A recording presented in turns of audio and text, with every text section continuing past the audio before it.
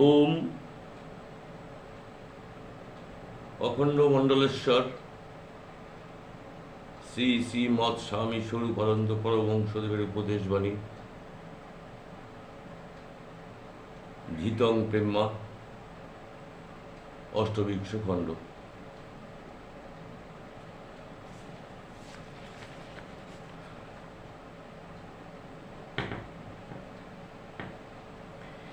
পিতামাতার প্রতি কৃতজ্ঞতাকে আমি আমার ধর্মের একটি মৌলিক সত্য বলিয়া জ্ঞান করি। পিতামাতার প্রতি যে অকৃতজ্ঞ, সে গুরুর প্রতি, দেশের প্রতি, জগৎবাসীর প্রতি তার তুলনারহিত ঋণরাশির জন্য কদাচ কৃতজ্ঞ হইবার প্রেরণা লাভ করিতে পারে না।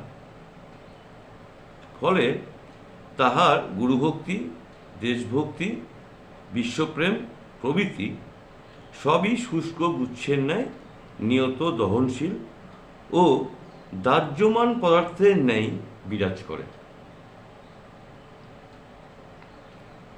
তোমরা প্রত্যেকে নিজ নিজ পিতামাতার প্রতি অপার ভক্তিশীল থাকিতে চেষ্টা করিও। পিতামাতা যে সকল সৎ গুণকে নিজ অনুভবে আনিতে পারিতেছ, সেগুলিকে নিজ জীবনে সুব্যাপক বিকাশ ও সুগভীর প্রতিষ্ঠা দেবার জন্য তোমাকে আমরণ চেষ্টা করিয়া যাইতে হইবে।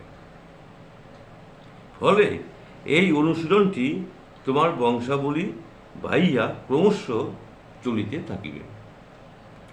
মানব জাতির এক অভিনব নবোন্নতি এইভাবেই হইবে।